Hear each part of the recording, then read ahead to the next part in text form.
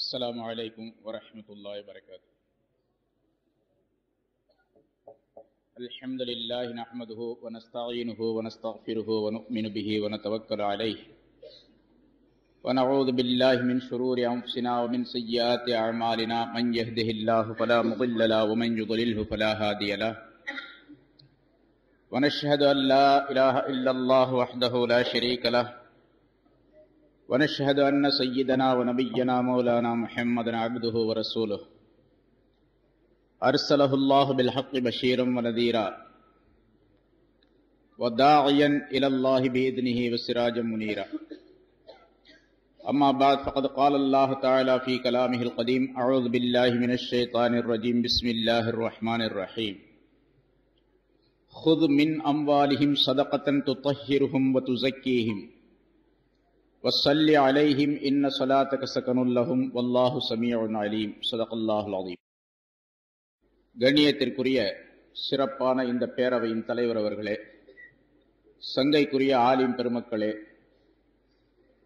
இங்கே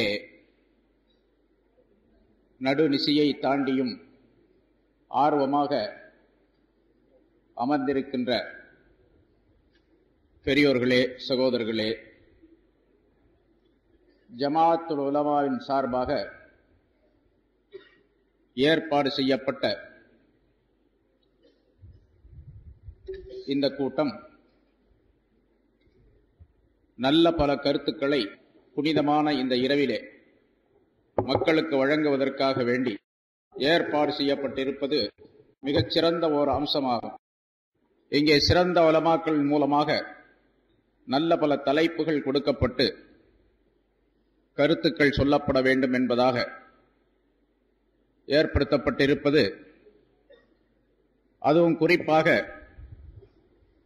லைலத்துல் கத்ராக இருக்கலாம் என்று சொல்லப்படக்கூடிய ஒற்றைப்படையான இந்த இரவிலே ஏற்பாடு செய்யப்பட்டிருப்பது மிக மகிழ்ச்சிக்குரிய விஷயமாகும்.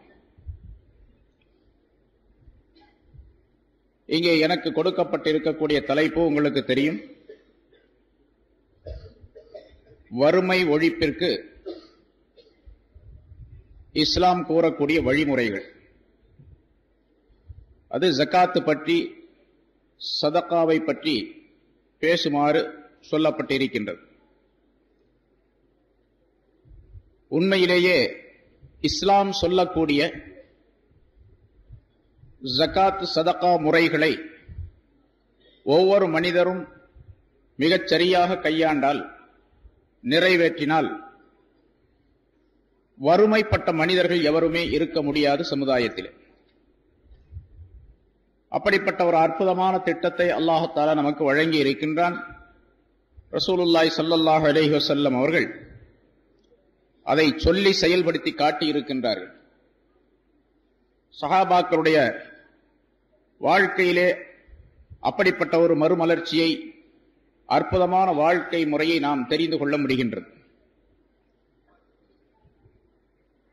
ஜகாத்தை பற்றி முழுமையான விளக்கம் சொல்லுவதற்குரிய நேரம் அல்ல இப்பொழுது. ஏனென்றால் இது தூக்கத்திற்குரிய நேரம். ஆனால் இங்கே யாரும் தூங்குவதாக தெரியவில்லை. முன்னால சொன்னாங்க, சில பேர் தூங்கிக்கிட்டு இருக்கிறாங்க, தலை கீழே போட்டுட்டு இருக்காங்க. நான் இப்போ ஒரு ஆளும் கூட தலை கீழே போட்டதாக காண யாரையும். ஆர்வமாக கேட்க வேண்டும் என்ற ஒரு எண்ணம் இருக்கின்றது என்பதை உங்களுடைய முகங்கள் சொல்லி காட்டுகின்றன. ஜகாத்தை பற்றி முன்னோடியாக சில விளக்கங்கள், சில விஷயங்கள் சொல்லப்பட வேண்டும். ஆனால் அதற்குரிய நேரம் இல்லாத காரணத்தால் அதனுடைய சுருக்கமான விளக்கம் உங்களுக்கு சொல்லப்படுகின்றது. ஜகாத்தை பற்றி சொல்லப்படுகின்ற காரணத்தால் பல கேள்விகள் உங்களுடைய உள்ளத்திலே எழும் என்ற காரணத்தால் கேள்விக்குரிய நேரமும் இங்கே ஒதுக்கப்பட்டிருக்கின்றது. சொல்லப்படக்கூடிய விஷயங்களில் இருந்து சந்தேகங்கள் வந்தால் எழுத்து மூலமாக ஒரு துண்டு சீட்டிலே நீங்கள் எழுதி கொடுத்து விட்டால் இன்ஷா அல்லாஹ் அதற்குரிய பதில்கள் சொல்லப்படும். அல்லாஹ் தஆலா இபாதத், வணக்கம் என்பதை ஒரு குறிப்பிட்ட வகையில் மட்டும் அமைத்திருக்கவில்லை. தொழுகை, நோன்பு போன்றவற்றை உடல் சம்பந்தப்பட்ட வணக்கமாக அமைத்திருக்கின்றான். மனிதனுக்கு கொடுக்கப்பட்டிருக்கக்கூடிய பொருளாதாரத்தின் அடிப்படையிலும் இபாதத்துகள் நியமனம் செய்யப்பட்டிருக்கின்றன. ஜகாத், சதகா என்பது பொருளைச் சேர்ந்த வணக்கமாக ஆக்கப்பட்டிருக்கின்றது. இபாதத்தே மாலி என்பதாக சொல்லப்படும். அதே போன்று ஹஜ் என்பதை பொருள் சம்பந்தப்பட்ட, உடல் சம்பந்தப்பட்ட அனைத்து துறையில் உள்ள வணக்கமாக அல்லாஹ் தஆலா ஹஜ்ஜை அமைத்து வைத்திருக்கின்றான். எனவே பொருள் சம்பந்தப்பட்ட இந்த வணக்கத்திலே எப்படியெல்லாம் மனிதர்கள் செயல்பட வேண்டும் என்பதற்கு குர்ஆனிலே பொதுப்படையாக அல்லாஹ் தஆலா சட்டங்களை சொல்லி ரசூலுல்லாஹி ஸல்லல்லாஹு அலைஹி வஸல்லம் அவர்கள் அதற்கு பூரணமான விளக்கத்தை நமக்கு தந்திருக்கின்றார்கள். இஸ்லாமிய ஆட்சியாக இருந்தால் இந்த ஜகாத்துடைய பொருளை ஒவ்வொரு மனிதரிடத்திலிருந்தும் யார் அதற்கு தகுதி பெற்றிருக்கின்றார்களோ அவர்களிடத்திலிருந்து வசூல் செய்து, யாருக்கு கொடுக்க தகுதி பெற்றவர்களாக, வாங்க தகுதி பெற்றவர்களாக இருக்கின்றார்களோ அவர்களிடத்தில் அதை கொடுப்பது என்பது இஸ்லாமிய ஆட்சி முறையாகும். அல்லாஹு தஆலா ரசூலுல்லாஹி ஸல்லல்லாஹு அலைஹி வஸல்லம் அவர்களுக்கு கட்டளையிடும் பொழுது, "ஹுது மின் அம்வாலிஹிம் ஸதகத்தன் துத்தஹிருஹும் வ துஸக்கீஹிம்", நபியே அவர்களுடைய பொருள்களில் இருந்து தர்மமாக, ஜகாத்தாக பொருள்களை நீர் எடுத்துக்கொள்வீராக. அப்படி நீர் எடுத்துக்கொள்ளக்கூடிய அந்த பொருளின் மூலமாக அவர்களை நீர் பரிசுத்தப்படுத்தக்கூடிய, அல்லது அந்த ஜகாத்தின் மூலமாக அவர்கள் பரிசுத்தம் பெறக்கூடிய ஒரு சூழ்நிலை உண்டாகிவிடும். அந்த பரிசுத்தம் என்பது வெளித்தோற்றமான பரிசுத்தம் மட்டுமல்ல, அவர்களுடைய அகப்பரிசுத்தம், மனப்பரிசுத்தமும் அவர்களுக்கு ஏற்பட்டுவிடும். துத்தஹிருஹும் வ துஸக்கீஹிம் என்ற இரண்டு வார்த்தைகளை சொல்லியதின் மூலமாக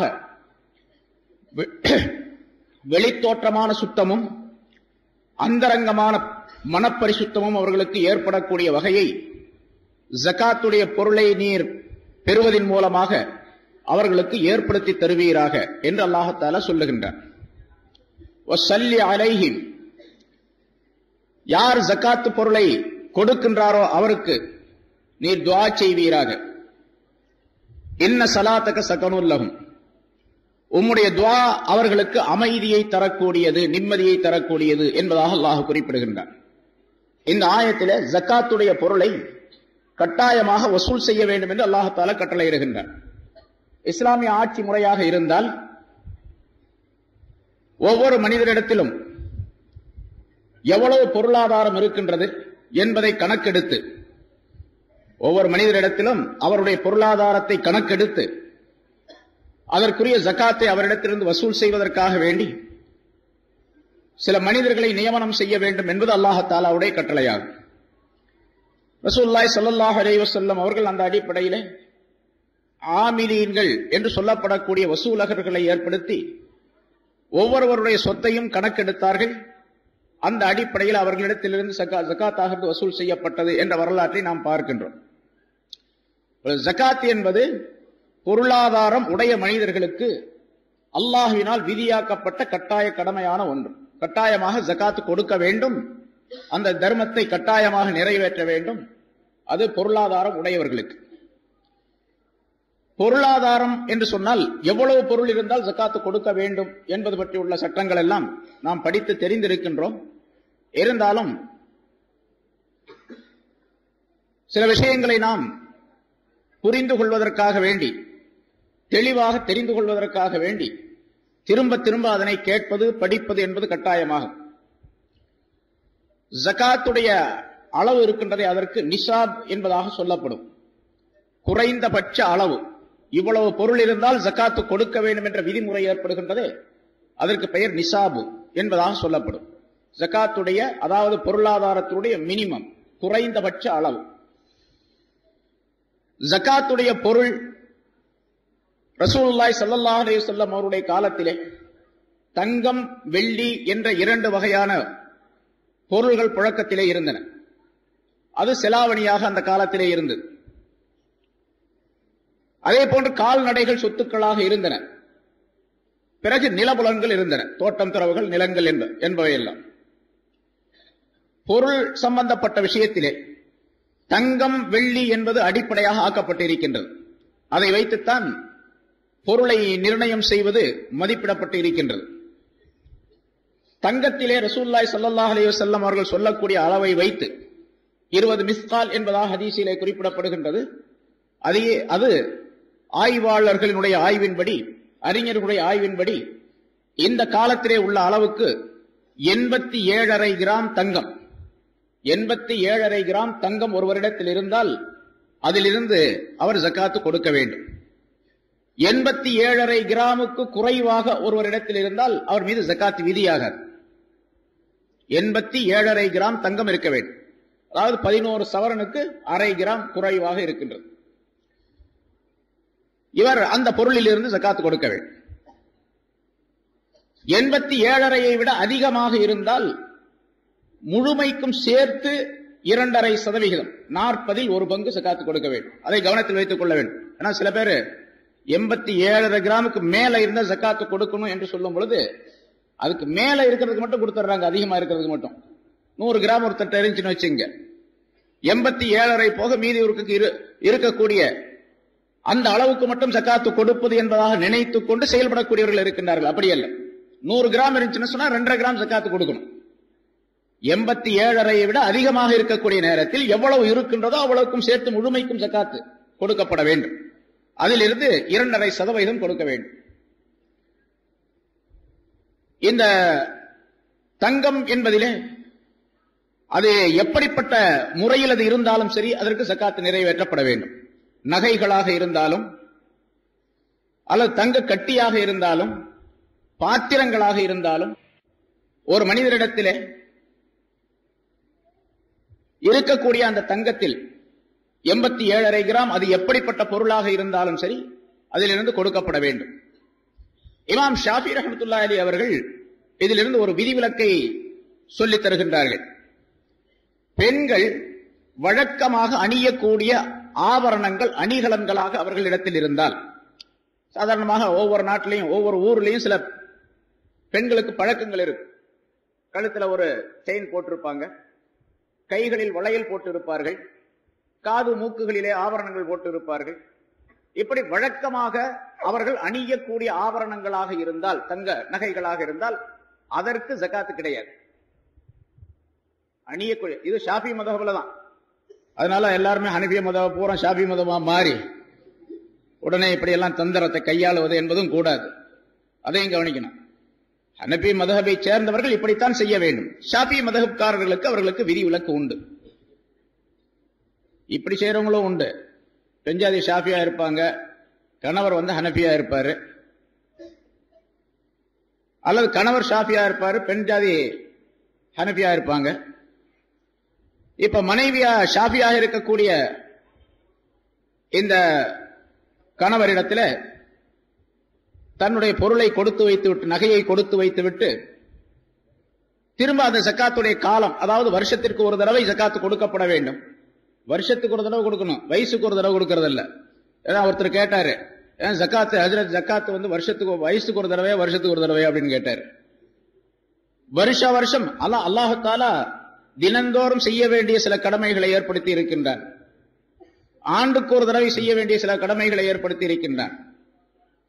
ஆயுளிலே ஒரு தடவை செய்ய வேண்டிய கடமைகளையும் அல்லாஹ் தஆலா நியமனம் செய்திருக்கின்றான்.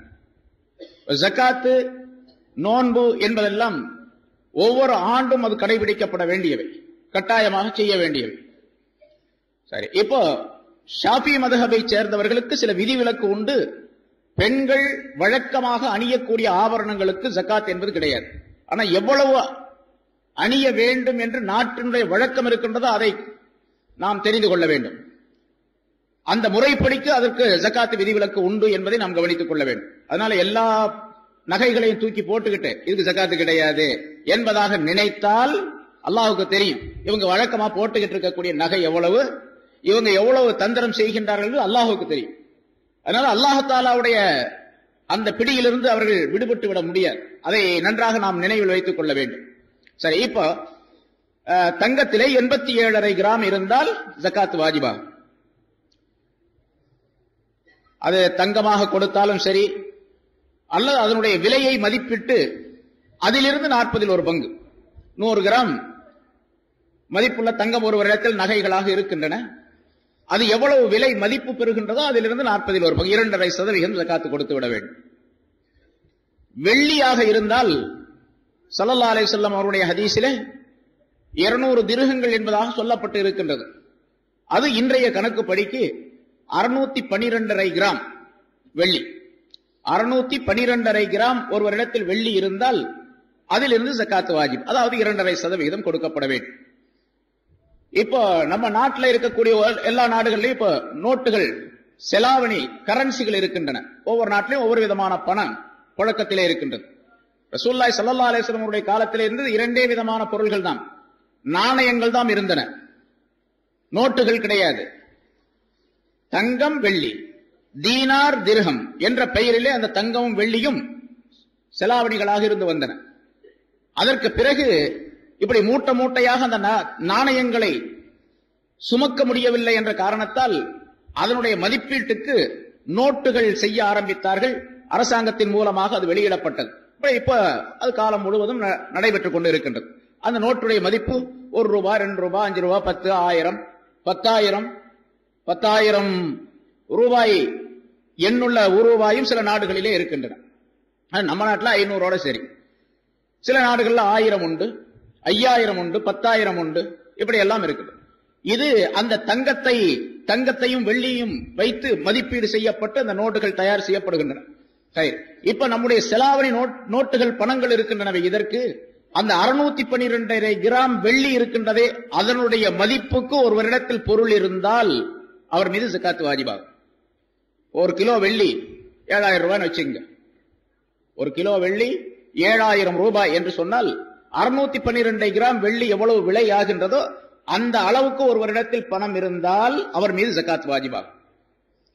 சில பேர் சொல்லுவாங்க தங்கத்தை மதிப்பிட்டு, சில பேர் அப்படி சில குழப்பங்கள் செய்து கொண்டிருக்கக்கூடிய சில வாலிபர்கள், மனிதர்கள் இருக்காங்க, அவங்க சொல்லக்கூடிய கருத்து, அதாவது தங்கத்தை வைத்துத்தான் மதிப்பிட்டு பொருளை கணக்கிட வேண்டும் என்பதாக. அப்படி கிடையாது. உலமாக்களுடைய ஏகோபித்த அபிப்பிராயம் என்று பத்துவா தீர்ப்பளிக்கப்பட்ட சொல் என்னவென்று சொன்னால், வெள்ளியை வைத்துத்தான் இந்த பணத்தை கணக்கிட வேண்டும். 612.5 கிராம் உதாரணமா 7000 ரூபாய் அப்படின்னு சொன்னா 612 கிராம் ஒரு 4000 ரூபாய் ஆகுதுன்னு வச்சுங்க. இந்த 4000 ரூபாய் ஒரு மனிதரிடத்தில், உதாரணத்துக்காண்டி சொல்ற 4000 அல்ல, கணக்கு கரெக்டா போட்டுக்கணும். நீங்க 612.5 கிராம் வெள்ளி என்ன விலை ஆகின்றதோ அந்த விலையை கணக்கு போட்டுக்கணும். அந்த 4000 ரூபாய் ஒரு மனிதரிடத்தில் இருந்தால் அவர் மீது ஜகாத் வாஜிப். ஆனா 4000 ரூபாய் இப்பதான் அவர்கிட்ட கிடைச்சிருக்குது. இந்த மாசத்துல ரமலான் மாசம் பிற 23வது நாள் அன்று இன்னைக்கு தான் 4000 ரூபாய் வந்திருக்குது. இன்னைக்கே ஜகாத் வாஜிப் இல்லை, அவர் மீது கடமை இல்லை. அதற்கும் சில சட்டங்கள், நிபந்தனைகள் இருக்கின்றன. கிடைத்த அந்த பொருள் இன்றிலிருந்து அடுத்த ஆண்டு ரமலான் மாதம் பிற 23வது நாள் வரைக்கும் அவரிடத்தில் இருக்க வேண்டும். 1 வருஷம் போகணும். ஹவுலானுல் ஹவுல், 1 வருஷம் வரைக்கும் அந்த பொருள் அவரிடத்தில் இருக்க வேண்டும். இடையில போகுது வருது, அதை பத்தி பிரச்சனை இல்லை. அடுத்த வருஷம் இதே பிறை, ஏன்னா அந்த 1 வருஷம் அப்படின்னு கணக்கு போடுறது ஆங்கில கணக்கை போடக்கூடாது, சந்திர கணக்கைத்தான் அது ஏற்படுத்த வேண்டும். பிறை கணக்கிலே அடுத்த ரமலான் மாதத்திலே எந்த மாதத்திலே அவருக்கு கிடைத்திருக்கின்றதோ அதிலிருந்து 1 வருஷம் கழிச்ச பின்னால அதே மாதத்திலே அதே நாளிலே அவரிடத்தில் அந்த பொருள் அதற்கு மேலாக, இப்ப 4000 ரூபாய் மினிமம் என்பதாக சொன்னோம். அடுத்த ஆண்டு பிற 23வது நாள் ரமலான் மாதத்தில் அவர் பார்க்கும் பொழுது அவரிடத்தில் 40,000 ரூபாய் இருக்குன்னு வச்சுங்க.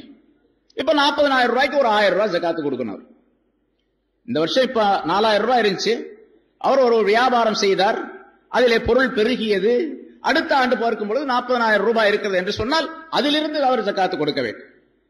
சரி, அடுத்த வருஷம் வந்துச்சு, இருக்கக்கூடிய அந்த பொருள் குறைந்து விட்டது, இவருக்கு அந்த மினிமம் குறைந்தபட்ச அளவு இல்லை என்று சொன்னால் இப்ப ஜகாத் அவர் மீது விதியில். ஆக 1 வருஷம் செல்ல வேண்டும். 1 வருஷத்திற்கு பின்னால் தான் அது முடிவு செய்யப்படும். இவர் மீது ஜகாத் வாஜிபாகின்றதா இல்லையா என்பது பற்றி முடிவு செய்யப்படும். இப்போ இந்த இருக்கக்கூடிய இந்த பொருளாதாரத்திலே நாம் செலவு செய்யக்கூடிய செலாவணி என்ற இந்த நோட்டு பணங்கள் இருக்கிற இதுல 612.5 கிராம் வெள்ளியினுடைய மதிப்பீடு எவ்வளவோ அவ்வளவு பொருள் ஒரு மனிதரிடத்தில் வந்த நாள், கிடைத்த நாளில் இருந்து 1 ஆண்டு கழித்தால் அவர் மீது ஜகாத் வாஜிபாகும். 2.5% அது கொடுக்கப்பட வேண்டும். இப்ப அந்த பொருள் அதே போன்று வியாபார சரக்குகளாக அவரிடத்தில் இருந்தாலும் ஜகாத் கொடுக்கப்பட வேண்டும். காசு பணத்துக்கு மட்டுமல்ல, ஒருத்தர் வியாபாரம் செய்கின்றார், அந்த வியாபார பொருளுக்கும் ஜகாத்து உண்டு. அது எந்த வியாபாரம் செய்தாலும் சரி, வியாபார பொருளாக இருந்தால் அந்த பொருளுக்கு ஜகாத்து உண்டு. ஒருவர் ஒரு ஜவுளி கடை வச்சிருக்காருன்னு வச்சுக்கோங்க. அப்ப ஜவுளி கடையில இருக்கக்கூடிய துணிமணிகள் இருக்கின்றனவே, அவர் வியாபாரம் செய்யக்கூடிய துணிமணிகள், அவை அனைத்தையும் மதிப்பிட்டு அதிலிருந்து 2.5% ஜகாத்து கொடுக்க வேண்டும். லாபத்துக்கு மட்டுமல்ல, இருக்கக்கூடிய பொருளுக்கு அவரிடத்தில் எவ்வளவு முதலீடு இருக்கின்றதோ அந்த முதலீட்டுக்கு ஜகாத்து கொடுக்கப்பட வேண்டும். ஆனா அந்த கடையில் இருக்கக்கூடிய தளவாட சாமான்கள் இருக்கின்றன, பர்னிச்சர்கள், ஷோகேஸ்கள், மற்ற அலங்கார பொருள்கள், அவர் டெக்கரேஷன் செய்த செலவுகள், அதுக்கெல்லாம் கிடையாது. இருக்கக்கூடிய தளவாட சாமான்களுக்கு ஜகாத்து கிடையாது. இவர் விற்பனை செய்வதற்காக வைத்திருக்கக்கூடிய சரக்குகள், பொருள்களுக்கு மட்டும் ஜகாத்து உண்டு. ஆனா பெரும்பாலும் நம்ம பார்க்கிறோம், ஒரு மதிப்பீட்டின் முறையிலே ஜகாத்து கொடுக்கப்படுகின்றதே தவிர அதை சரியாக கணக்கெடுத்து ஜகாத்து கொடுப்பவர்கள் மிக மிக குறைவாகவே இருக்கின்றார்கள் நம்முடைய சமுதாயத்தில். ஒருத்தர் மளிகை கடை வச்சிருக்காருன்னு வச்சுங்க, எல்லா சரக்குகளையும் ஸ்டாக் எடுத்து இவ்வளவு பொருள் இருக்கின்றது என்று கணக்கிட்டு ஜகாத்தை கொடுப்பதில்லை. ஒருத்தர் கேட்டார், இன்னைக்கே நேத்தா கேட்டார், இப்ப அந்த பொருளுக்கு ஜகாத்து கொடுக்கும் பொழுது, இருக்கக்கூடிய கடையில் இருக்கக்கூடிய சரக்குகளுக்கு ஜகாத்து கொடுக்கும் பொழுது வாங்கின விலையை கவனிப்பதா விற்பனை விலையை கவனிப்பதா அப்படின்னு கேட்டார். அது ஒரு நல்ல கேள்வி. வாங்கின விலையை கவனிச்சு ஜகாத்து கொடுக்கணுமா, விற்பனை விலையா? கடையில சரக்கு இருக்குது, ஒரு மளிகை கடை என்று வைத்துக் கொள்வோம், நிறைய சரக்குகள் இருக்கின்றன. 1 லட்சம் ரூபாய்க்கு அவர் கொள்முதல் செய்திருக்கின்றார். ஆனால் அந்த 1 லட்சம் ரூபாய் கொள்முதல் செய்யப்பட்ட அந்த பொருளை அவர் விற்பனை செய்தால் 1.15 அல்லது 1.20 அல்லது 1.25க்கு விற்கலாம். 10% வச்சா 1.10, 15% அப்படின்னு வச்சு வித்தாருன்னு சொன்னா 1.15, 20-25% அவர் அதிகமாக லாபம் வைத்து வித்தால் 1.25 லட்சம் ரூபாய் ஆயிடும். இப்ப வாங்கின கொள்முதல் விலையிலிருந்து தான் கொடுக்கப்பட வேண்டுமே தவிர விற்பனைக்குரிய விலையிலிருந்து கொடுக்கப்படுவதல்ல. இப்ப ஏன்னா அவர்கிட்ட இருக்கக்கூடிய சரக்கு 1 லட்சம் ரூபாய்க்கு அவர் கொள்முதல் செய்திருக்கின்றார். இப்ப 1 லட்சம் ரூபாய்க்கு தான் அவர் ஜகாத் வாஜிப். சரி, அந்த 1 லட்சம் ரூபாய்க்குரிய அந்த பொருளை உடனடியாக சேல்ஸ் பண்ணி விட்டார், வித்துட்டாருன்னு வச்சுங்க. ஒரு 2 நாள்ல 4 நாள்ல அந்த பொருள் வித்து போச்சு. வித்த பிறகு 1,25,000 ரூபாய் வருதுன்னு வச்சு, இப்போ 1,25,000 ரூபாய்க்கு அவர் ஜகாத்து கொடுக்கணும். சரக்காக இருக்கும் பொழுது 1 லட்சம் ரூபாய், விற்பனை செய்து விட்டால் லாபத்தொகையும் சேர்த்து கிடைக்கின்றது என்று சொன்னால், அது அந்த நாளுக்குள்ளே கிடைத்து விட்டால், இவர் ஜகாத்து கொடுக்க வேண்டிய காலம் அளவு இருக்கின்றதே, அந்த காலத்திற்குள்ளே கிடைத்து விட்டால் அதற்கு ஜகாத்து கொடுக்க வேண்டும். லாபத்திற்கும் சேர்த்து தான் ஜகாத்து கொடுக்கும். சரக்காக இருக்கும் பொழுது கொள்முதல் செய்யப்பட்ட அந்த கணக்கை மட்டும் கொள்ள வேண்டும். அதே மாதிரி தளவாட சாமான்கள் எல்லாம் நீக்கப்பட வேண்டும். இது இந்த பணங்கள், தங்கம், வெள்ளி, காசுகள் ஆகியவற்றிலே ஜகாத்து கொடுப்பதை போன்றே சரக்குகளுக்கும், இருக்கக்கூடிய வியாபார சரக்குகளுக்கும் ஜகாத்து கொடுக்கப்பட வேண்டும். அசையா பொருள்கள், அசையா சொத்துக்கள் என்று சொல்லப்படக்கூடிய வீடு, மனைகள், அதே போன்ற நிலங்கள் ஆகியவற்றிற்கெல்லாம் ஜகாத்து கிடையாது. ஒரு பெரிய பில்டிங் வச்சிருக்கார், ஒரு 10 மாடி கட்டணம் அவரிடத்தில், அல்லது 10 வீடுகள் அவரிடத்தில் இருக்கின்றன, 10 கட்டடங்கள் இருக்கின்றன. இந்த கட்டடங்களுக்கு ஜகாத்து கிடையாது. கட்டடங்களில் இருந்து என்ன வருமானம் வருகின்றதோ அதற்கு மட்டும் அவருக்கு ஜகாத்து உண்டு. கட்டடங்களுக்கு ஜகாத்து கிடையாது.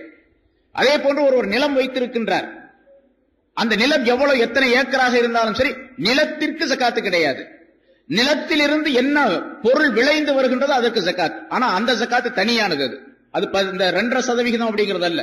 ஏன்னா ஜகாத்துல 2.5% ஒரு வகை, 5% இன்னொரு வகை, 10% இன்னொரு வகை, 20% இன்னொரு வகை, 4 வகையான அமைப்பிலே ஜகாத் கொடுக்கப்பட வேண்டும். நாம பெரும்பாலும் நம்முடைய பொருளாதாரத்தை, அதாவது நாம் செலவு செய்யக்கூடிய அந்த பொருளை வைத்து தங்கம், வெள்ளி, வியாபார சரக்குகள் ஆகியவற்றிலே 2.5% கொடுக்கப்படுவது வழக்கத்திலே இருந்து கொண்டிருக்கின்றது. நிலம் சம்பந்தப்பட்ட, நிலத்திலே விளைந்து வரக்கூடிய விளைச்சல் சம்பந்தப்பட்ட விளை பொருள்களிலிருந்து 5%, 10% என்ற 2 வகையான அமைப்புகள் உண்டு.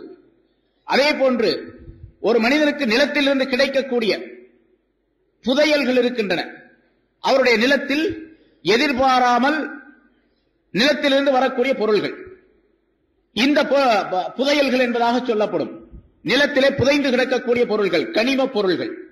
இந்த கனிம பொருள்களுக்கு 20% ஜகாத் கொடுக்கப்பட வேண்டும். சரி, அதெல்லாம் நீண்ட சட்ட விளக்கங்கள் உள்ளது.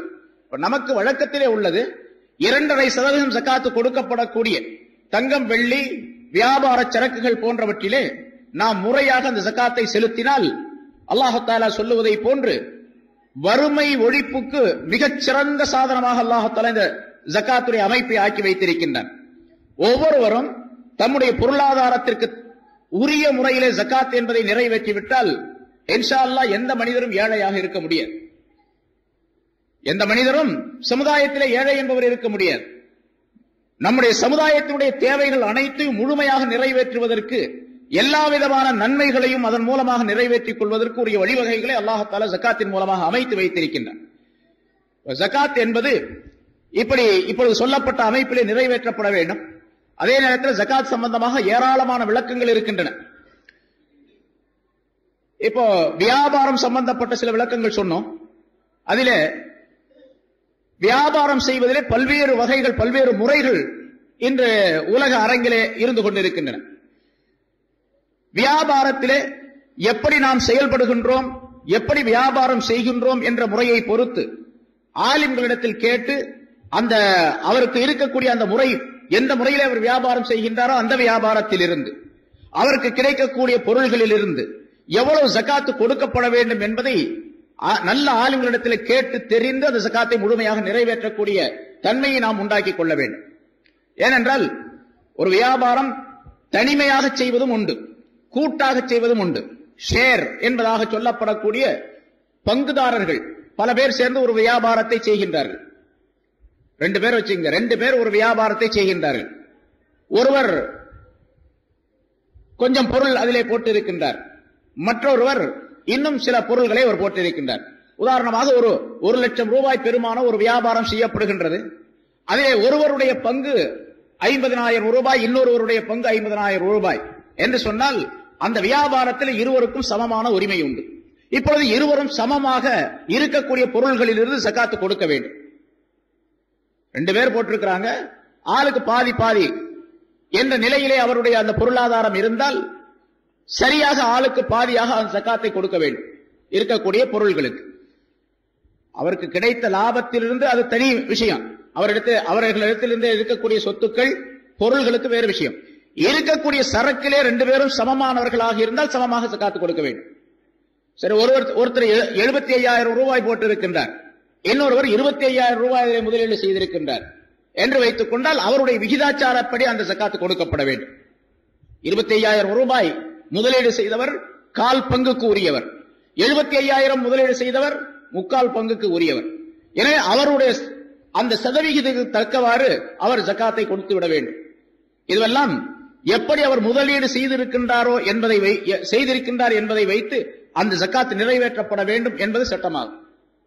அதே போல வியாபாரத்தில் பல்வேறு துறைகள், முறைகள் இருக்கின்றன. அந்த முறைகளை கேட்டு தெரிந்து ஜகாத்தை கொடுக்கக்கூடிய நிலை இருக்க வேண்டும். அதே போன்று ஒருவரிடத்தில் கடன் இருக்கின்றது, வியாபாரம் செய்கின்றார், அல்லது மற்றவரா வியாபாரம் செய்யக்கூடியவரோ செய்யாதவரோ கடன் இருக்கின்றது. இவரிடத்தில் 1,00,000 ரூபாய் பொருள் இருக்கின்றது. ஆனால் இவர் ஒருவருக்கு 25,000 ரூபாய் அல்லது 30,000 ரூபாய் கடன் கொடுக்க வேண்டும்.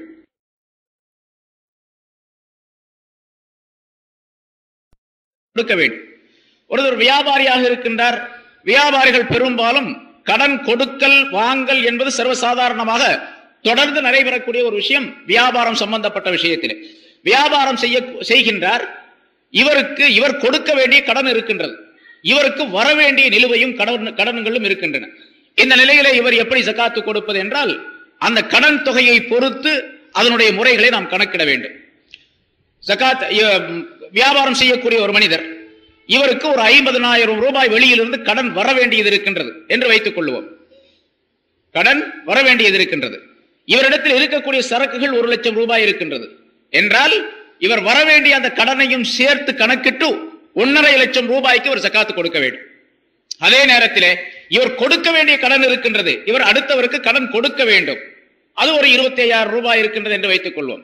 கொடுக்க வேண்டிய கடனை அதிலிருந்து கழித்து விட வேண்டும். கொடுக்க வேண்டிய கடனை கழித்து விட்டு வர வேண்டிய கடனை சேர்த்து கொண்டு கணக்கு பார்த்து ஜகாத்து கொடுக்கப்பட வேண்டும். சரி, இந்த வர வேண்டிய கடன் இருக்குது பாருங்க, அந்த கடன்ல 3 வகையான அமைப்புகள் இருக்கின்றன. இவருக்கு வந்து சேர வேண்டிய கடன்களிலே 3 வகையான நிலைகள் இருக்கின்றன.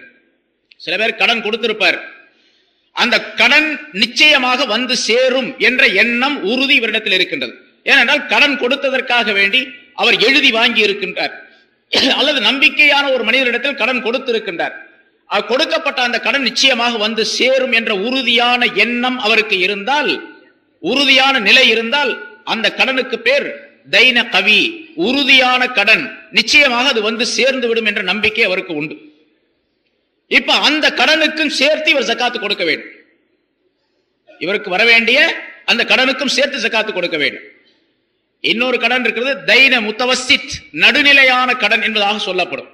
அது இவருடைய ஒரு வீட்டை விற்பனை செய்திருக்கின்றார், அல்லது ஒரு நிலத்தை விற்பனை செய்திருக்கின்றார், அல்லது இவருடைய ஏதாவது ஒரு பொருளை விற்பனை செய்திருக்கின்றார். விற்பனை செய்து ஒப்பந்தம் செய்யப்பட்டு இருக்கின்றது, ஆனால் இன்னும் பணம் வந்து சேரவில்லை. வீட்டை வித்த பணம், நிலத்தை வித்த பணம், அல்லது வேறு ஏதேனும் ஒரு பொருளை விற்ற பணம் இன்னும் வந்து சேரவில்லை. இப்ப அந்த பணம் வந்து சேர்ந்தால்தான் இவருக்கு உறுதி என்பது இல்லையாகும். ஏன்னா அந்த வீட்டை வித்தாச்சு, சொல்லியாச்சு, ஆனால் அந்த பணம் வர வேண்டியதை எதிர்பார்த்து கொண்டு இருக்கின்றார்.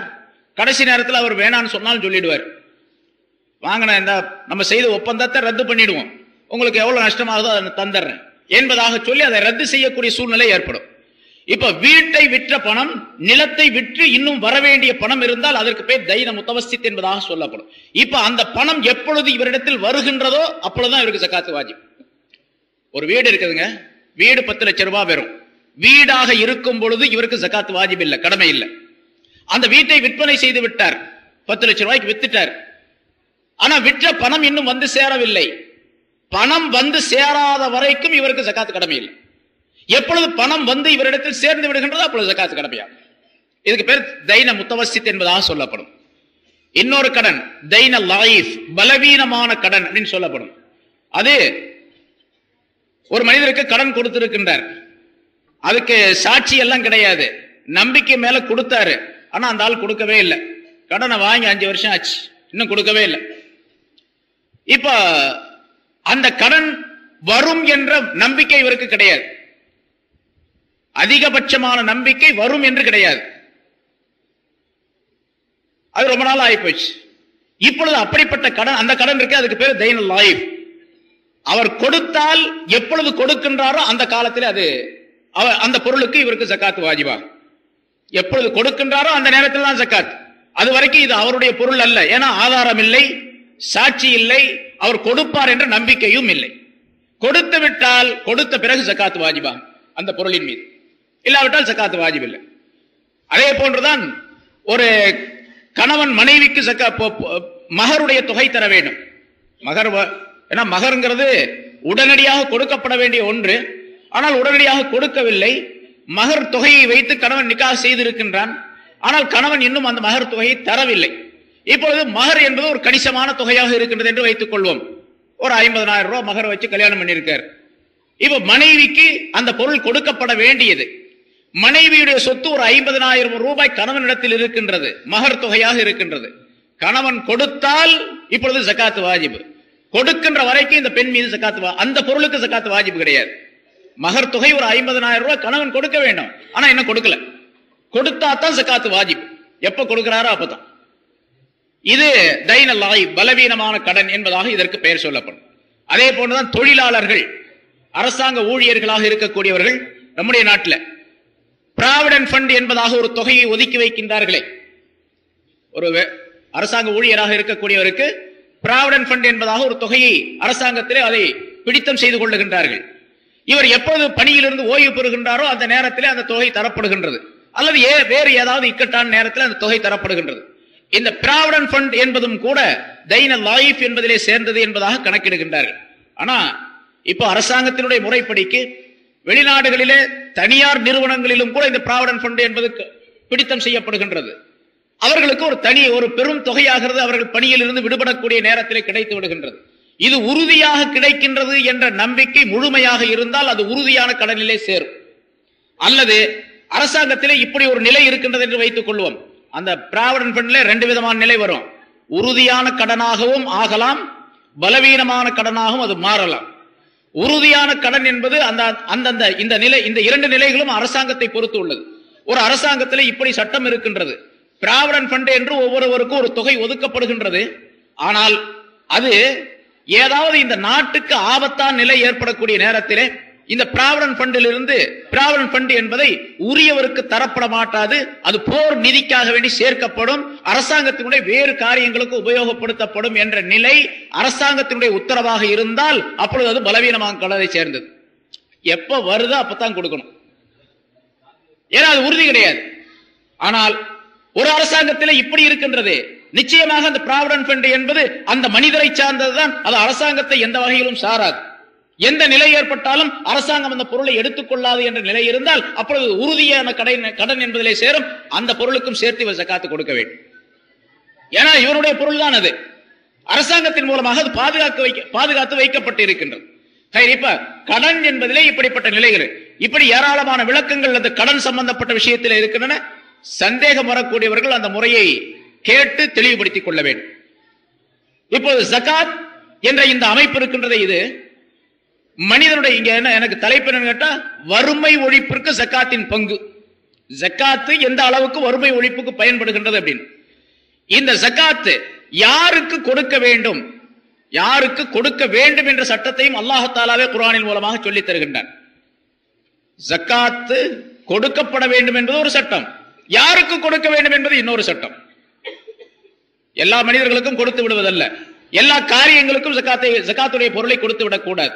அல்லாஹ் தஆலா குர்ஆனிலே சொல்லும் பொழுது, இன்னமஸ் ஸதகாத்து லில் ஃபுகராஇ வல் மசாகீனி வல் ஆமிலீன அலைஹா வல் முஅல்லஃபதி குலூபுஹும் வஃபிர் ரிகாபி வல் காரிமீன வஃபீ ஸபீலில்லாஹ் வப்னிஸ் ஸபீல் ஃபரீலத்தம் மினல்லாஹ் என்று அல்லாஹ் தஆலா சொல்லித் தருகின்றான். ஒரு 8 கூட்டத்தாரை குறிப்பிடுகின்றான். அதிலே முதலாவதாக இந்த ஜகாத் என்பது ஃபகீர்களுக்கும் மிஸ்கீன்களுக்கும் உரியது என்பதாக முதலாவதாக சொல்லுகின்றான். ஃபகீர் என்று ஒரு சாரார், மிஸ்கீன் என்று மற்றொரு சாரார்.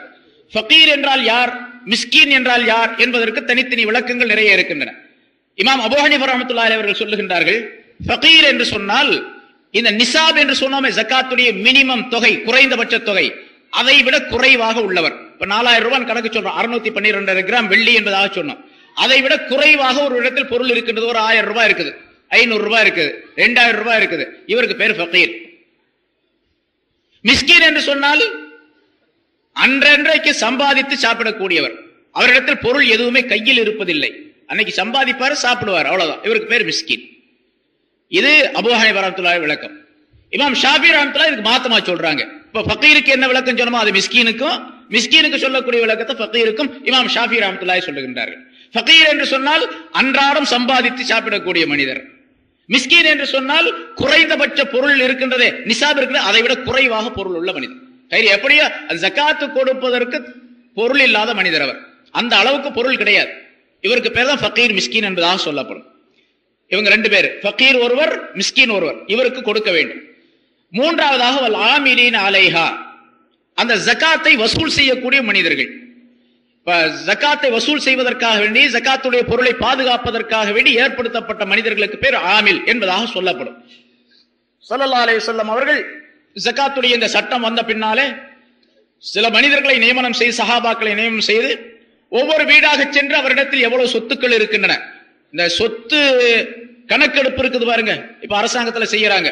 அரசாங்க ஊழியர்களாக இருந்தால் அது கட்டாயம் செய்கிறாங்க.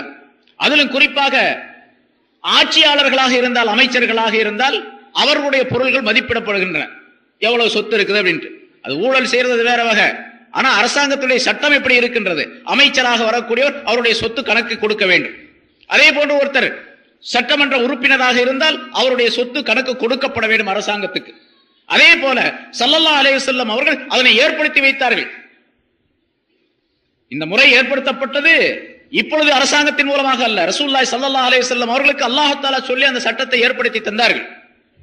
ஒவ்வொரு வீட்டிலும் சென்று எவ்வளவு சொத்து இருக்கின்றது, எவ்வளவு நிலங்கள் இருக்கின்றன, எவ்வளவு கால்நடைகள் இருக்கின்றன என்பதை கணக்கெடுத்து அந்த வீட்டிலே அவர்கள் வசூல் செய்வார்கள். இப்படி வசூல் செய்யக்கூடிய மனிதர் இருக்கின்றாரே அவருக்கு பெயர் ஆமில் என்பதாக சொல்லப்படும். இந்த வசூல் செய்வதற்காக செல்லக்கூடிய மனிதர்களுக்கும் இந்த ஜகாத்துடைய பொருளில் இருந்து ஊதியம் கொடுக்கலாம், ஜகாத்துடைய பொருளை அவருக்கும் கொடுக்கலாம். அடுத்ததாக வல் முஅல்லஃபதி குலூபுஹும், புதிதாக இஸ்லாத்தை ஏற்றுக்கொண்டவர்கள். அவர்கள் திடீர்னு புதிதாக இஸ்லாத்தை ஏற்றுக்கொண்டிருந்தால் அவர்களுக்கு பலவிதமான சிரமங்கள் ஏற்படும். அதன் காரணமாக இந்த ஜகாத்துடைய பொருளை அவர்களுக்கு கொடுத்து அவர்களை இந்த இஸ்லாத்தில் நிலை பெறச் செய்வது. ஒவ்வொன்றுக்கும் நீண்ட விளக்கங்கள் இருக்கின்றன. சுருக்கமாக இந்த யாரு ஜகாத்து பெற தகுதியானவர்கள் என்பதை நாம் தெரிந்து கொள்ள வேண்டும். அடிமைகளை உரிமை விடக்கூடிய விஷயத்திலும் ஜகாத்து கொடுக்கப்படலாம், ஜகாத்துடைய தொகையை கொடுக்கலாம். இந்த அடிமைகள் அப்படிங்கிறது இப்ப இந்த உலகத்துல யாரும் அடிமைகள் என்பது கிடையாது. இஸ்லாத்தில ஷரியத்தினுடைய முறைப்படிக்கு அடிமை என்பதாக நாம் யாரை சொல்லுகின்றோமோ, அல்லாஹ் குர்ஆனிலே சொல்லுகின்றான், ஸல்லல்லாஹு அலைஹி வஸல்லம் ஹதீஸ்களை சொல்லித் தருகின்றார்கள். அடிமைகள் என்பதாக நாம் கருதுகின்றோமோ சொல்லுகின்றோமோ அந்த அடிமைகள் யாருமே கிடையாது. ஏன்னா அடிமை என்பவர் இஸ்லாத்திலே போர்க்களத்திலே கைதியாக்கப்பட்டு ஜிஹாத் என்ற போர் நடைபெற வேண்டும். ஜிஹாத் என்று இஸ்லாத்திலே ஒன்று உண்டு. அது இந்த தீனை பாதுகாப்பதற்காக வேண்டி, தீனை மேலோங்க செய்வதற்காக வேண்டி, எதிரிகளிடத்திலிருந்து தங்களை தற்காத்துக் கொள்வதற்காக வேண்டி புரியப்படக்கூடிய போருக்கு பெயர் ஜிஹாத் என்பதாக சொல்லப்படும். மற்றவர்களுக்கும் முஸ்லிம்களுக்கும் மத்தியிலே அப்படிப்பட்ட போர் நடைபெற்று அந்த போரிலே கைதிகளாக பிடிக்கப்பட்ட எதிரிகள் இருக்கின்றார்கள், அவர்கள் அடிமைகள் என்பதாக கருதப்படுவார்கள். அப்படிப்பட்ட நிலை, அடிமைத்தனம் என்பது இப்பொழுது அறவே கிடையாது. அடிமைகள் என்பவர்கள் யாரும் கிடையாது. அதனால இந்த அடிமைகளுடைய விஷயத்திலே ஜகாத்துடைய பொருளை செலவு செய்வது என்பது இப்பொழுது கிடையாது. அடுத்ததாக வல் காரிமீன், கடனாளிகள், கடன் பட்டவர்களாக இருந்து கொண்டிருக்கின்றார்கள். அந்த கடனாளிகளுக்கும் ஜகாத்துடைய பொருளிலிருந்து கொடுக்கலாம். அவரிடத்தில் பொருள் இருக்கின்றது, ஆனால் கடன் சுமை அதிகமாக இருக்கின்றது அவருக்கு. அப்படிப்பட்ட அந்த கடனாளிகளுக்கு கடனை நிறைவேற்றுவதற்காக வேண்டி, தீர்த்து வைப்பதற்காக வேண்டி ஜகாத்துடைய பொருள் இருந்து வழங்குவது. வஃபீ சபீலில்லாஹ், அல்லாஹ்வுடைய பாதையிலே ஈடுபட்டு இருக்கக்கூடியவர். அல்லாஹ்வுடைய பாதையிலே ஈடுபட்டு இருக்கக்கூடியவர் என்பது முதலாவது சொல்லப்பட்டபடி ஜிஹாத், போரிலே ஈடுபட்டு இருக்கக்கூடியவருக்கு பேர் அல்லாஹ்வுடைய பாதையிலே ஈடுபட்டு இருப்பவர். அந்த அல்லாஹ்வுடைய பாதையிலே இருக்கக்கூடியவர், ஈடுபட்டு இருக்கக்கூடியவர் என்ற வரிசையிலே மார்க்க கல்வியை கற்றுக்கொள்ளக்கூடியவர், கற்றுக் கொடுக்கக்கூடியவர், கற்றுக் கொடுக்கக்கூடிய ஆலிம், கற்றுக் கொள்ளக்கூடிய மாணவர், இந்த இரு சாரார்களும் அதிலே சேர்க்கப்படுகின்றார்கள். அதே போன்று அல்லாஹ்வுடைய பாதையிலே என்று சொல்லப்படும் பொழுது ஒருவர் ஹஜ்ஜுக்காக வேண்டி புறப்பட்டு செல்லுகின்றார். அவருக்கு அந்த ஹஜ்ஜுக்கு போதுமான குறைந்தபட்ச பொருள் அவரிடத்தில் இருக்கின்றது. இருந்தாலும் இன்னும் கொஞ்சம் பொருள் அவரிடத்தில் இருந்தால் கொஞ்சம் தாராளமாக அவர் செலவு செய்ய முடியும் ஹஜ்ஜுக்காக வேண்டி என்று இருந்தால் அவருக்காக வேண்டியும் இந்த பொருளை, ஜகாத்துடைய பொருளை கொடுக்கலாம்.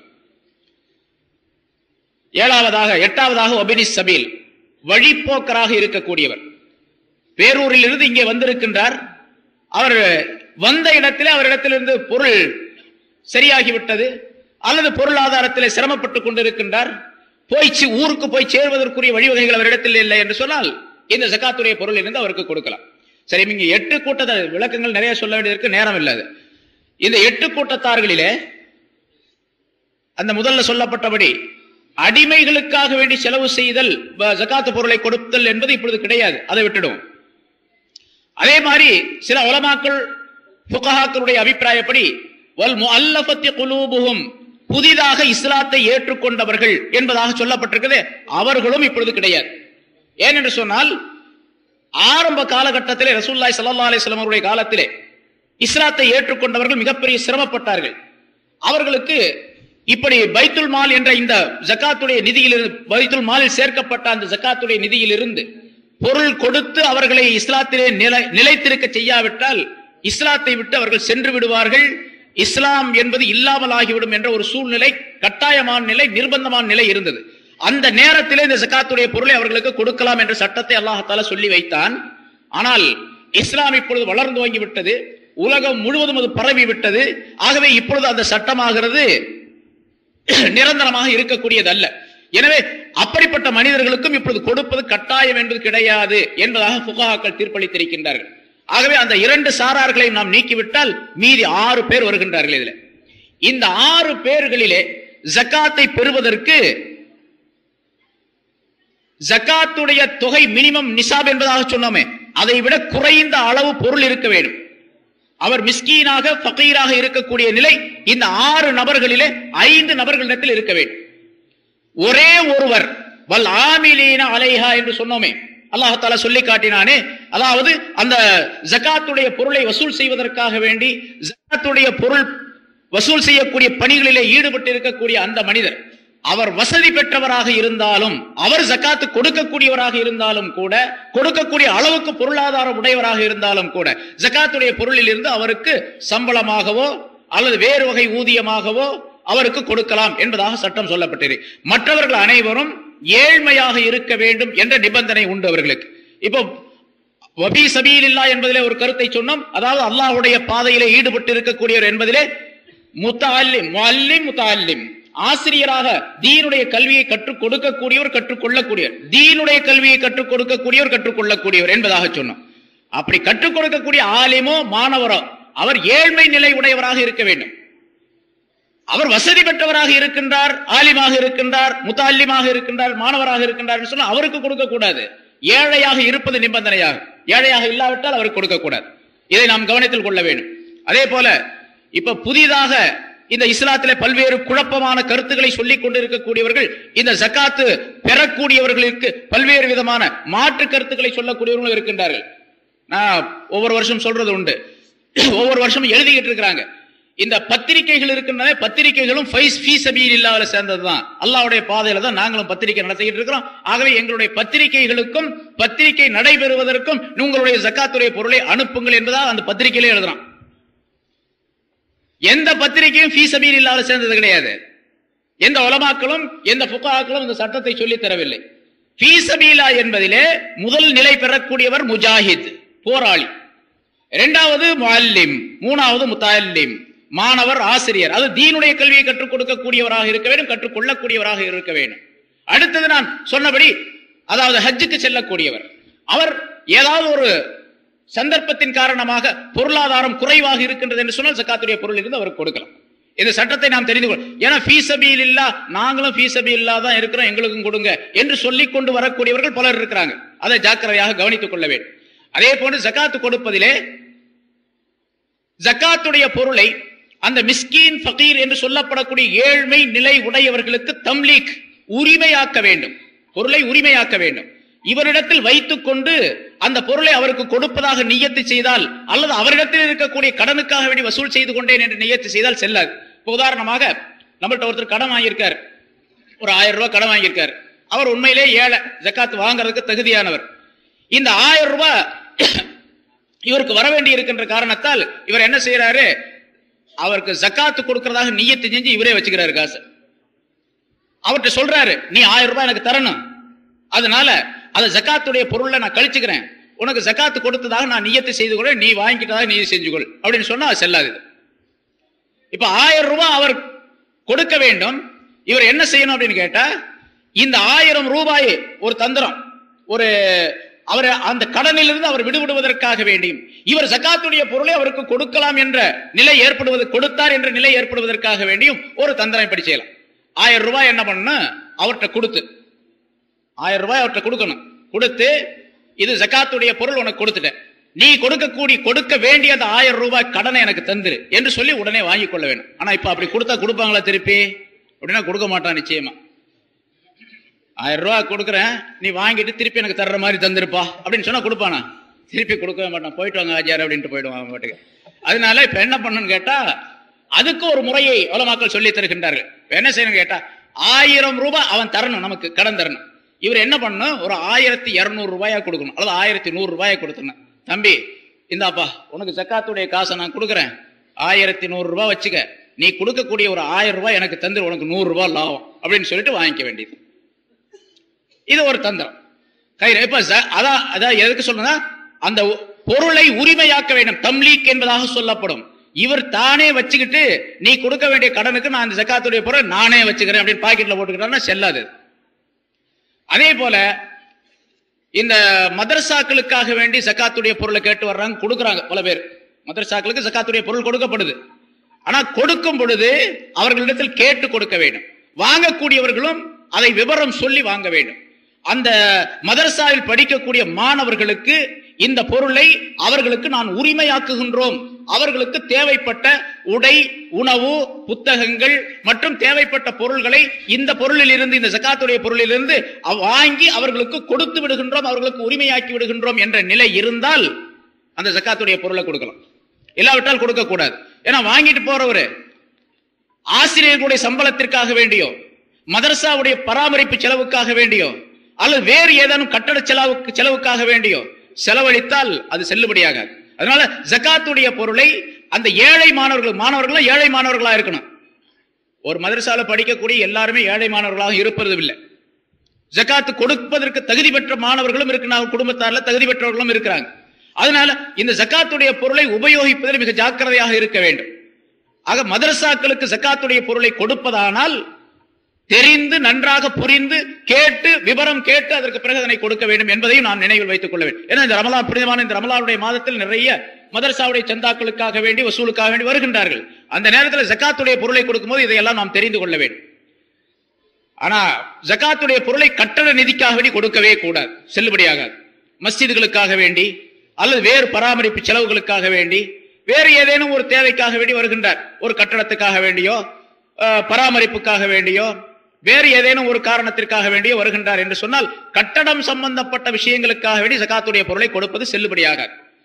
சில பேர் இந்த ஒவ்வொரு மஸ்ஜிதிலையும் நம்ம பார்க்கிறோம், ஜும்மா நாள்ல மற்ற நாள்கள்ல வசூல் செய்யறாங்க, துண்டு ஏந்தி வசூல் செய்யறாங்க. வெளியே போறவங்க ஜகாத்துடைய பொருளை தாராளமான துண்டுல போட்டு போயிடுறாங்க, மஸ்ஜிதுக்கு வசூல் செய்யறாங்க. ஆனா அதுலயே இந்த ஜகாத்துடைய பொருளை அந்த மஸ்ஜிதுக்காக கொடுத்துட்டு போயிடுறாங்க. அது கேட்கறதும் கிடையாது, விவரம் தெரியறதும் இல்லை. அப்படியே கொடுத்து கொண்டே இருக்கக்கூடிய பல மனிதர்கள் இருக்கின்றார்கள். ஜகாத் அவர்களுக்கு நிறைவேறாது என்பதை நாம் கவனத்தில் கொள்ள வேண்டும். ஜகாத்துடைய பொருளை ஃபகீர் மிஸ்கின் ஏழ்மை உடைய மனிதர்களுக்கு மட்டும் உரிமையாக்கி வைக்க வேண்டும், அவர்களுக்கு அதனை சொந்தமாக்கி வைக்க வேண்டும் என்பதை கவனத்தில் கொண்டு செயல்பட வேண்டும். இப்படி ஏராளமான விளக்கங்கள் இருக்கின்றன. அந்தந்த நேரத்திலே உங்களுக்கு என்னென்ன சந்தேகங்கள் வருகின்றனவோ அந்த சந்தேகத்தை கேட்டு நிவர்த்தி செய்து கொள்ள வேண்டும். இங்க நிறைய சீட்டு வந்துருச்சு. இறைவனால் விதிக்கப்பட்ட ஜகாத்தில் கூட மதுஹப் முறையை காட்டி சலுகை என்பது உண்டா?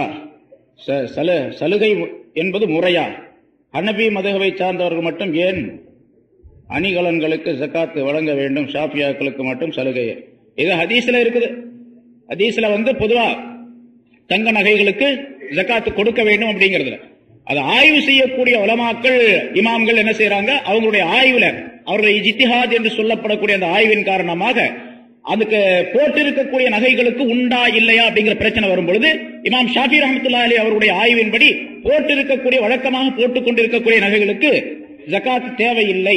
அது ஏன்னு கேட்டா அது அவர்கள் வழக்கமாக ஆபரணமாக அவர்கள் அலங்காரத்திற்காக வேண்டி பயன்படுத்தக்கூடிய பொருட்கள் அதற்கு ஜகாத்து கிடையாது என்பதாக சொல்லுகின்றார்கள். இது இஜ்திஹாத் என்ற நிலையை சேர்ந்தது. அது அதனால அவர்களுடைய இஜ்திஹாதுடைய ஆய்விலே என்ன சட்டம் அவர்கள் வகுத்து சொல்லி இருக்கின்றார்களோ அது மார்க்கத்தில் அனுமதிக்கப்பட்டு இருக்கின்றது. அதுல போய் பிரச்சனை பண்றதுக்கு நமக்கு அதிகாரம் கிடையாது. அதனால ஷாஃபி ஹனபி என்ற மதுஹபினுடைய முறைப்படிக்கு எப்படி அதற்கு விளக்கப்பட்டிருக்கோ அந்த விளக்கப்படி நாம் செயல்பட வேண்டுமே தவிர நம்ம போய் அதுல குறுக்கிட்டு இந்த முறை சரியில்லை அந்த முறை சரியில்லைன்னு சொல்றதுக்கு நமக்கு அதிகாரம் கிடையாது. இது முன்னால் நான் நம்ம நிறைய பிரச்சனை செய்யப்பட்டு இருக்கின்றது. மதுஹப் யாரு கூடாதுன்னு சொல்றாங்களோ அவங்க தான் இந்த பிரச்சனை பண்ணணும். மதுஹப் தேவையில்லை, இமாம்கள் தேவையில்லை. இப்ப ஒரு புது கொள்கை இருக்குது பாருங்க, அந்த புது கொள்கையின் படிக்க நாங்க போயிட்டே இருக்கிறோம் அப்படின்னு சொல்றவங்க தான் இங்க பிரச்சனை பண்ணுமே தவிர மற்றவர்கள் இந்த பிரச்சனைக்கே வரக்கூடாது. அந்தந்த மதுஹபை சேர்ந்த இமாம்கள் என்ன சட்டங்களை சொல்லி இருக்கிறார்கள் சட்டங்களை கட்டாயமாக கடைபிடிக்க வேண்டும். முன்னாலே சொல்லியிருக்கிறேன், பல தடவை சொல்லப்பட்டிருக்குது, நீங்க கேட்டும் இருப்பீங்க. அதை ஷரியாத்தை முழுமையாக பின்பற்ற வேண்டும் என்று சொன்னால் இமாம்களை பின்பற்றியாகும், மதுஹப் பின்பற்றியாகும். மதுஹபை பின்பற்றாமல் நான் ஷரியாத்தை பின்பற்றுகின்றேன் என்று சொல்லுவது முடியாது. ஏன்னா ஷரியாத் என்பது 4 அமைப்புகளை கொண்டது. குர்ஆன், ஹதீஸ், இஜ்மா, கியாஸ் என்று சொல்லப்படக்கூடிய 4 அமைப்புகளை கொண்டது. 4ல ஒன்னு இல்லாவிட்டால் கூட இந்த ஷரியாத் முழுமை பெறுவது முடியாது அப்படிங்கிறது தெளிவாக சொல்லப்பட்ட விஷயம். அதை கவனத்தில் கொள்ள வேண்டும். அரசு ஊழியருக்கு விபத்து ஏற்பட்டு அதன் மூலம் சிகிச்சை செய்த பணம் வங்கியில் ரூபாய் 20,000 போல் உள்ளது, அதற்கு ஜகாத் கொடுக்க வேண்டுமா?